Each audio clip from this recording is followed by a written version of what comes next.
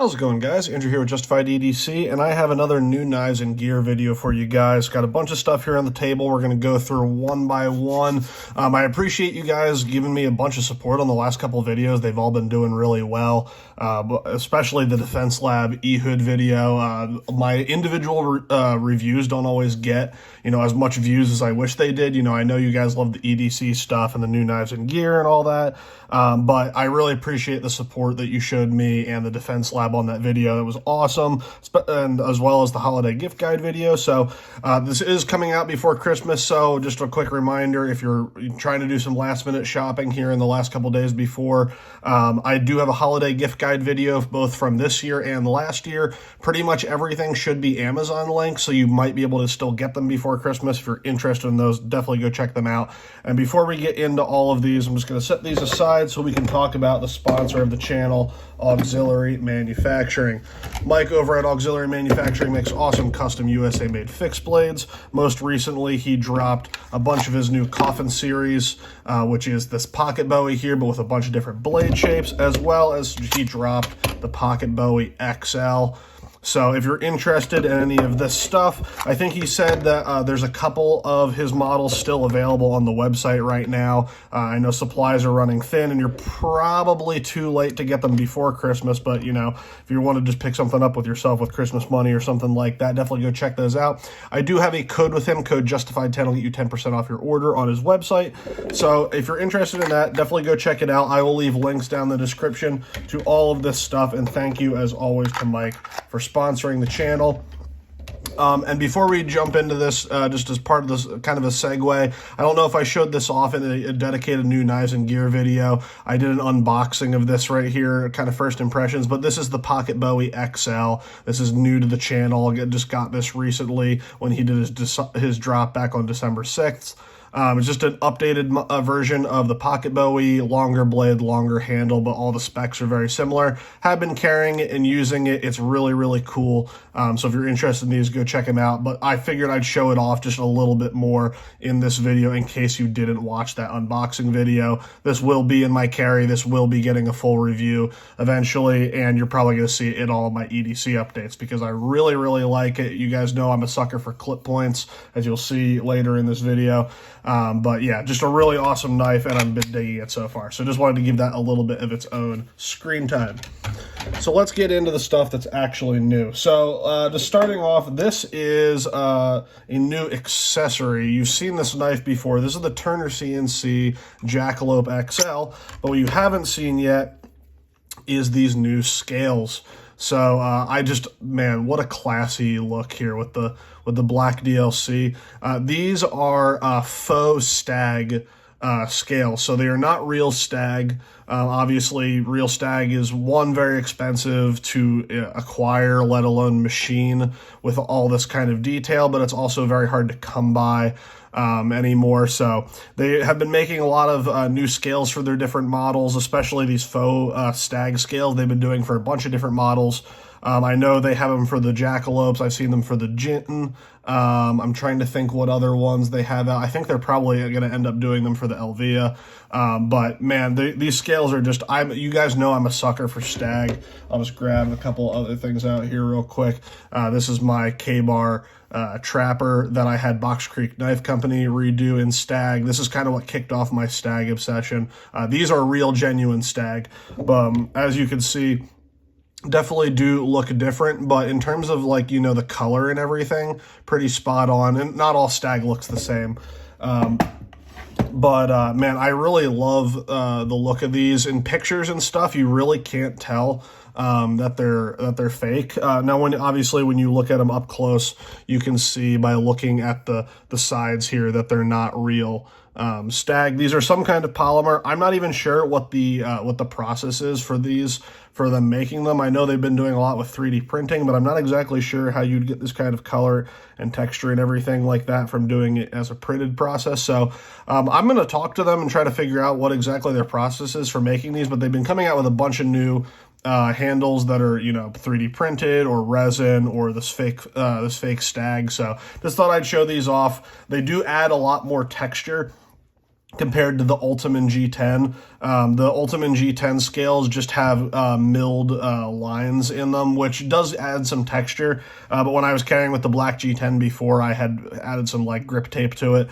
With these, I feel like I have a very secure grip, even without any kind of added grip tape or anything. So not only do I think these are the best looking scales for this knife, I think this looks super duper classy, but also it adds a lot of desired texture. So this is probably going to be the iteration you see these in most often. You're going to see these in a lot of pictures on my Instagram because man, what a photogenic knife, right? So Turner CNC sent those along for me to check out, so I really appreciate that. Not going to get a full review or anything. I might just, give updates here and there about how they're holding up, but you're definitely going to see these around on the channel.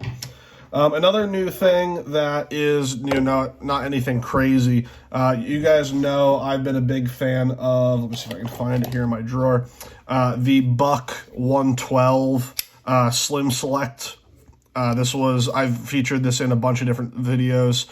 One, it's a great size comparison, but it's just kind of an updated, modernized version of the Buck 112. I realized I didn't have the Buck 110 version of this, so I grabbed that. I wanted it for my holiday gift guide video. These are great knives to gift people for holidays or not, or if you're just looking to give someone a knife, but they're also great beater knives.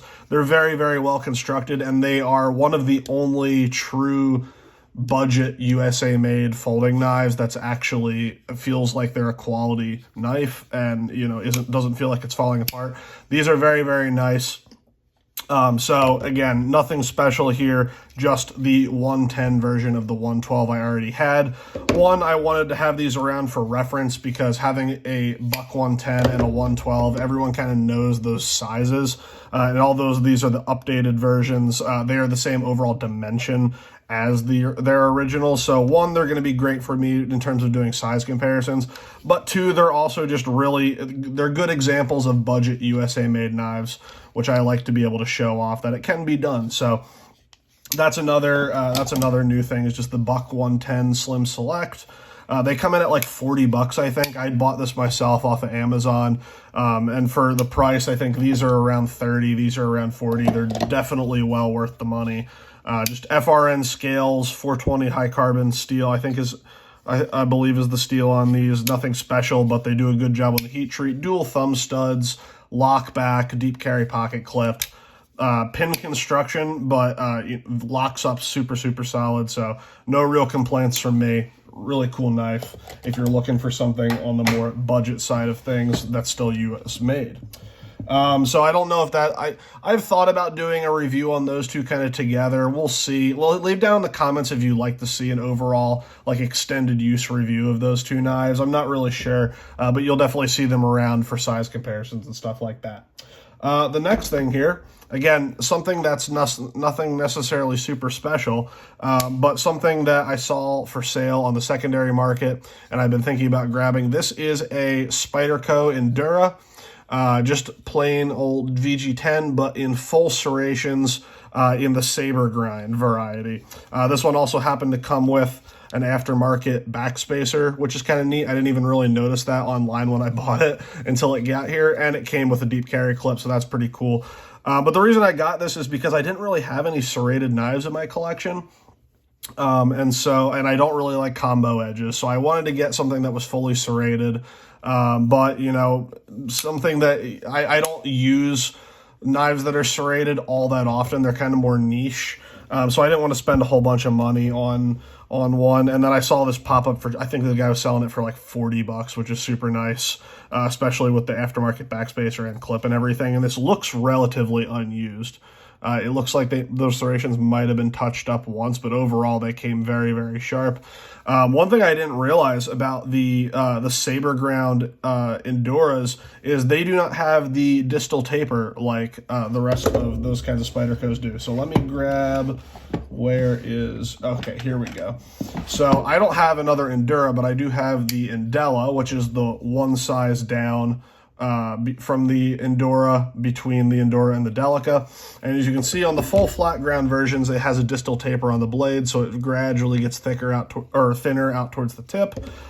The Enduras that are saber ground are not like that. They are full thickness all the way out to the tip, which is really interesting. I didn't realize that Spyderco ground them like that. I don't think I've even ever owned a one in the Endura Delica Indela series that is saber ground. I've seen them out there. I know they exist, but I've only had the full flat grind version. So that's just an interesting thing to note, is that those are full thickness. So if you're looking for something that's a little more beefy, I know some of the distal tapered Spydercos can get pretty thin out towards the tip, which does give you a lot of cutting performance, but it does make them a little more delicate.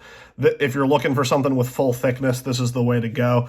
Also, I thought about getting one of the one of the K390 versions for the full serrations, but I thought, you know, serrations are already such a pain in the ass to sharpen, and I really didn't want to sharpen K390 serrations. So I just went with the plain VG10, so that if I do end up having to sharpen this, it's going to be a much more pleasant time to do that. But I just thought this was a neat knife. One, it's nice to have an Endura in the collection again. I haven't had an Endura in a while. And it gave me a chance to check out the saber grind and the full serration. So this will probably be reserved for kind of like a beater work knife that I don't mind getting, you know, really beat up. So we'll see if this sticks around. I'd probably, again, I spent so little money on it, I'll probably just keep it around for size reference, if nothing else. But just wanted to show that off in case you guys end up seeing it in future videos. All right, the next two things here I'm going to do together, although they are nothing alike. These both came from one of you guys over on Instagram. One of my buddies on Instagram, I'm not going to say his name. I never, for you guys that send me stuff that aren't, you know, makers or companies or anything, I never, like, shout out your actual names usually, because I don't know if you kind of want that publicity or not. But if you do, just, you know, go ahead and comment yourself down below, drop your Instagram handle so people can find you. But one of my buddies on Instagram, him and I have been talking about knives for a while, and both of these are things that we had both talked about being very interested in and wanting to pick up, and I just haven't pulled the trigger on either of them. But he acquired both of these and was nice enough to say, you know, hey, do you want me to send these over for the channel? You can use them, carry them as much as you want, do the reviews on them, and then send them back. So that's something I always really appreciate. Any of you guys that, you know, if there's something that you want to see a review on and I don't have, feel free to hit me up in the DMs and say, hey, if I send this over, will you do a review on it? 9 times out of 10, I'm going to say yes, because I always need stuff for the channel, even if it's something that isn't necessarily in my wheelhouse normally. If it's something that you guys are interested enough in and want to see a review on and you're willing to send it over to the channel for me to check out, I'm more than happy to do that. So what we got here is, this is the Spyderco Lil Temperance 3 in K390 and the Reate Exo-U for utility knife. So I'm going to set this aside. Actually, you know, we'll talk about this one first, and then we'll talk about the Spyderco. This is in Reate's series of gravity knives, the Exo series. They've done a bunch of different iterations of these with different sizes, different materials, different milling patterns, all that kind of stuff. And you know, the knives themselves, the ones with actual blades, were never super appealing to me. They kind of just felt like a gimmick, especially at the price that you pay for a lot of Reate stuff. I never really cared to pay, you know, like $300+ for an imported Chinese knife. But these come in right around the $75 mark. And I know Reate's quality is excellent. And I figured, you know, at this kind of size, I'd find myself carrying this as a utility blade much more than the actual knife. So I've been wanting to check one of these out. I didn't realize how much I was going to love this. Like I told the guy that sent this over to me, I'm like, I'm not going to want to send this back. This thing is so fun to play with. So if you're not familiar with these are gravity knives. So it's an aluminum handles. They're not scales. It's just the body of the knife. It's basically an aluminum chassis. And what's riding inside is this bar here that goes across, and that's how it locks up. You know, when it gets up here, this closes down around it, and then that can't move. So to open it, this part of the handle lifts up. It can slide forward and backwards, and then to lock in place, this comes back down. And then you have this extra lock here that basically, I don't know if I'm going to be able to show this. Let me see if I can show you this here with the light. Are we going to be able to see that moving inside? Probably not. So I'm not going to be able to show that off. But basically all this lock does... Oh, actually here, if I lift this up, you should be able to see it. So down inside there, you see that pin? When I press that forward, that pin moves into place. So what that does is when this is forward, you can see that milled groove here. That drops that pin into place. So to be able to, the pin drops down into here. So to be able to unlock this, it would have to shear through all of this aluminum right there. So it's a very strong lock. One, your hand is keeping it open, but two, then you have that extra safety so that if you know, if you actually let go of it, it's not going to open or close on you. Also, it locks closed in a closed position, so it's not going to open in your pocket. But this is really, really neat. And the other thing that's nice about it is the mechanism to swap the blades out doesn't require any tools. That's one of my main complaints with a lot of, you know, nicer utility knives is they use like Torx or something to change the blade out. And it's like, I'm not going to carry a Torx driver around with me just to change out a utility blade. But this mechanism here, as you can see, kind of looks like a spring. All you have to do is push down on the top and that pops off just like that. And then you can pop the blade out, put a new one in, sits down in there just like that.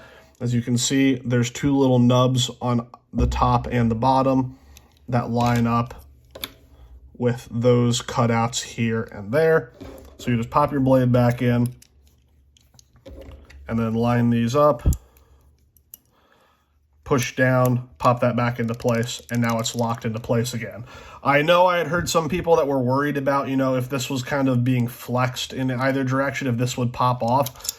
One, you shouldn't really be putting any kind of torque on a utility blade because they are so thin, you're just going to break your blade. But I've been using this a bunch, and I haven't had any problems with this coming off during use or anything like that. It's fairly easy to, once you kind of get the hang of how much pressure you need to put on it, to swap it in and out. So I think it's a pretty cool mechanism, a nice way of doing a toolless blade change. But man, this thing is just really, really neat. Deep carry pocket clip, which is nice. Overall size of this is very easy to carry as well. It's about 3.5 inches long. It's about just under 1/2 inch wide. And then open length, you're coming in at about 6 inches, just under. So this is very easy to carry. In my jeans, I can carry this in my 5th pocket. So as I've been liking carrying utility blades as a backup, this is a good way. It's actually very intuitive to kind of just pull this out of your pocket, let the blade drop open, use it, and then drop it, put it back in. But it's also extremely fidget friendly. I'm not a huge, I don't talk about, you know, the fidget friendliness of tools and knives much on this channel because I think it's kind of an overplayed thing in the community. You know, knives are tools, first and foremost, they should perform well. I don't really care about how fidget friendly something is, but this is so fun to play with. I haven't been able to put it down. It's been driving my wife nuts. So just a very fun thing to play with in different grips of how you can open and close it. Just a neat thing to do. So if you're looking at picking one of these up, they're kind of hard to find right now. I'll try to find a place that I can link these down in the description that you can purchase them right now, but they sell out very fast when they drop. So I'm disappointed that I'm going to have to send this back, but I am looking forward to doing the review on it. And then the Spyderco here, I'll put my flashlight back in my pocket. I didn't realize that was still out. The little Temperance 3 in K390. The little Temperance has been around for a while. It used to come in G10 scales. I think the original one was a liner lock, but the last two iterations now are compression lock. And this is a really cool knife. One, I've never seen Spyderco do a compression lock made in, as you can see here, Seki City, which is, you know, their Japanese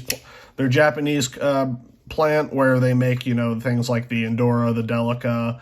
All, you know, you're familiar with the Japanese Spydercos. This is a Japanese-made Spyderco, but I've never seen them do the compression lock in Japan. To my knowledge, all the compression locks before this were US-made. So the compression lock, it's still breaking in, but it works fairly well. It's not like the drop-shutty, swingy kind of action that you get on something like, where are my Para 2 and Para 3? Like, this is an extremely broken in Para 3, and it's very, you know, free floating.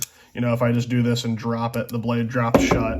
Same thing with the PM2. You know, the blade drops shut, very free swinging once it's broken in. I'm not sure if this is going to get to that point eventually, or you know, if this is kind of how it feels broken in. It was more stiff than this even before when I got it. I was actually concerned that the detent was too light, but even that's been breaking in and crisping up. It's very easy to flick open and closed now. So we'll see if it breaks in even more than this, or if, you know, how they're constructing these with the FRN scales, it makes it different. I don't necessarily care that it's drop shut. It's easy to open and close one hand. That's all that matters to me. But this is a knife I've been wanting for a while, just because I enjoy the Spydercos that don't have a forward finger choil. I love the Spydercos that the blade comes all the way back to the handle. You can get right up behind that blade. You're taking full advantage of having that much blade. Also, this handle just looks super ergonomic, which it is. It's very ergonomic. It's a lot wider than a lot of the FRN Spydercos. So, for example, with the Endura, this is kind of the thickness that whole series has. So you can see next to each other, the little Temperance is much wider in the hand, so it gives you it's a little bit more hand filling. This looks like a small knife on all the pictures. It kind of looks like, almost looks like the Squeak model. But this is, you get a full-size grip on this. Like, I wear medium-sized gloves, as you guys know, medium-sized hands, and I get a full 4-finger grip in saber grip and in hammer grip. Hammer grip, I have a little bit more sticking out here. You can slide back or up. And the thickness in the handle, or the width of the handle, I'd say, is very, very hand-filling. This is a very comfortable handle, which I really appreciate. Also, I like the divots that they put in the FRN for the clip to sit on, so that FRN isn't catching on your pocket. This goes in and out of the pocket very nicely. Not deep carry, which I don't care. Again, something this ergonomic and in this steel is going to be a work knife, so I like a little bit of handle, so it's easy to get out of the pocket. And this blade is also very interesting. An extreme distal taper on this. It starts out very, very thick. This is more than an 1/8 inch thick. Like, this is thicker than your PM2 stock, I'm pretty sure. So looking at the stock differences, yeah, that's thicker than your PM2 stock, which I was worried about, you know, if that would be too thick to cut well, to perform well. But the flat grind, the full flat grind that they put on this, coupled with that distal taper out to the tip thins out a ton, and then the full flat grind they do is a very deep flat grind, and it comes down still to a very thin behind the edge thickness. I'll have to, for the full review, get the actual behind the edge thickness, but this is extremely slicey. As you can see, I've been using it. It's still going to be, I have tape residue all over this right now, so I'm not sure if it's going to cut paper super well. Yeah, the tape residue is cutting on it, but this still has a absolutely biting sharp edge, even after I've been using this a bunch already. So really enjoy K390. It holds an edge for absolutely forever. Its only real downside is that it's not stainless, but I don't care about that. It's also fairly easy to sharpen. I've sharpened K390 on my Work Sharp Precision Adjust on this Endura here, and it sharpens up fairly well, fairly easily. I was actually fairly surprised how easy it was to sharpen such a high edge retention steel. So really enjoying this knife so far. This kind of feels like what the Para 3 should have been, you know, in terms of how much grip area you have and how much blade you have. This and the Para 3 are very similar in overall size, but here you can see the grip area that you get. If you count just the handle, you get less grip area. But the grip area is about the same if you start out with that forward finger choil and go back. You see how that grip area is pretty much exactly the same. But when you line up the sharpened edge, you get more blade length on the little Temperance because you're not doing that stupid finger choil. So I would much rather, you know, this is basically the same size knife, but when you get rid of that dumb forward finger choil that Spyderco introduced to the world and has since ruined knife design, in my opinion, because everyone wants a fucking finger choil. You could just have a longer handle that is more ergonomic because you can move it up and down wherever you want. You're not forced into a choil, and you have more blade length, and you can still get up right behind that edge. You know, everyone talks about forward finger choils. Oh, I can get right up behind the edge because I can choke up. Well, if you just integrate that finger choil into the length of your handle, then you don't have any forward finger choil taking away cutting length, and you have a longer hand. It's just, I don't understand them. I made a whole video about not liking forward finger choils. I know a lot of you disagree with me. That's okay. It's my channel, so I'm right. But this is basically, in my opinion, what the Para 3 should have been, or I guess the Para 3 lightweight, because this is a lightweight model. But yeah, man, I love this knife. It's very, very cool. Really enjoying it so far. Definitely going to get one for myself once this review is done, because I do have to send that one back. All right, and then last but certainly not least, I don't know if you guys have been following my Instagram to see this already, but this has been a grail knife for me for a long time. Ever since I saw people posting these on Instagram, I've wanted one, and finally I have acquired one. So this is the Emerson CQC 16 Bushman. They have not made these in years. This has been a long discontinued model, but they did bring it back for a small production run this year, and I was able to grab one before they sold out. And I'm so stoked on it. This has been a knife that I've been wanting for forever. I love clip points. I love bowies.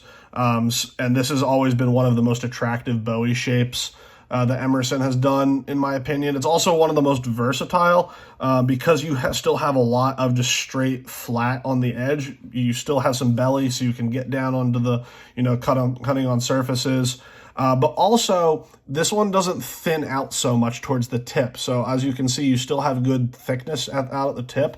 The problem with a lot of clip point bowies is they thin out towards the tip. Like think of, I believe it's the CQC 13 and some of the other clip point models that Emerson does.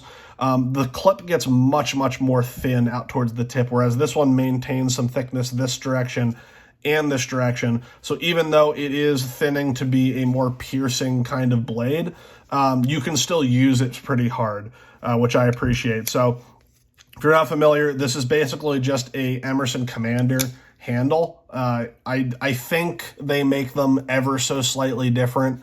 I don't know why Emerson does this. It was the same thing on the Com 7 that I had, that it was supposed to be a CQC 7 handle with a Commander blade, but this handle was ever so slightly different for a CQC 7, so you couldn't use any of the aftermarket CQC 7 scales that were out there. Same thing here. I'm fairly certain this is just ever so slightly different from an actual Commander handle. So any of the aftermarket Commander scales you can't put on this. I am planning on trying to get some and seeing if I can modify them to fit, but that's so frustrating to me. I don't know why they wouldn't just actually make it the same handle so that all the aftermarket shit already fits on it. But Emerson is a company that likes to do things that don't make sense. So that's whatever.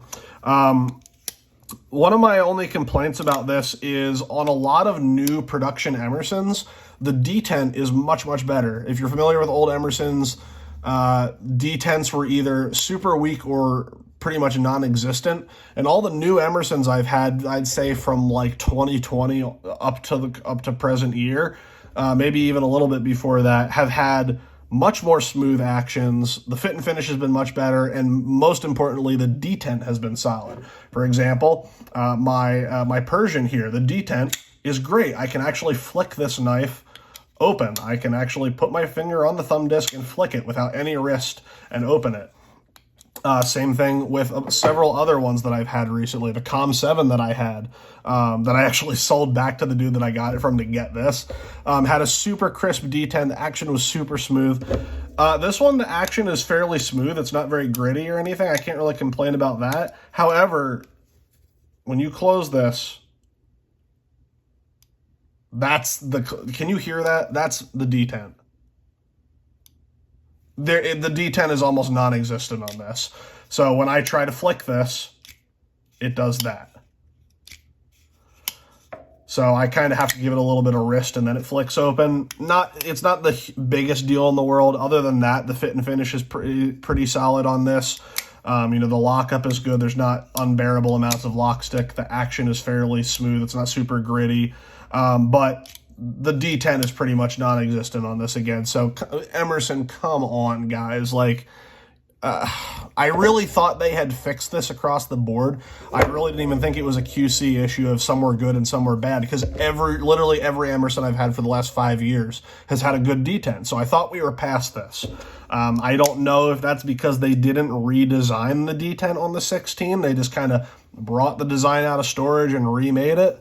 I really don't know. And I might even take this apart and see if I can try to, you know, mess with the detent and try to fix it a little bit. But it's really frustrating when, you know, you've had so many good experiences with Emersons recently, and then you finally buy a model that's like a grail knife for you, and that's the one with the shitty detent. So I don't plan on getting rid of this knife because of the detent or anything. I still think this knife is awesome. I've been carrying it and using it a little bit, and it's such a sick knife. Like the profile of it is absolutely gorgeous. I love it.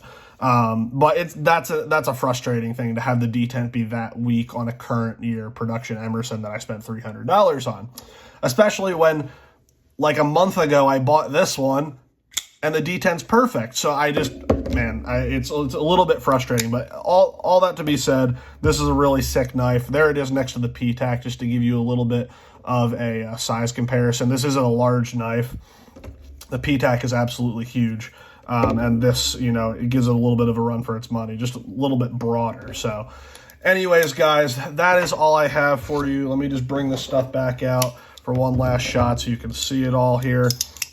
If you have any questions about any of this stuff, please let me know down in the comment section. If you want to see, you know, specific reviews on any of this stuff that I didn't, you know, straight up say that I'm going to do a review on, let me know. So especially these two, the Endura and the Buck 110. If you want to see reviews on these, I'll do them. If not, this one, and maybe this one are going to get reviews. These two absolutely will. These will probably be the next two knife reviews you see from me once I get enough, you know, time behind them. So thank you guys so much for watching. Leave any questions, comments, concerns you have down in the comments section. All of this stuff will be linked in the description. And as always, I will see you guys in the next video.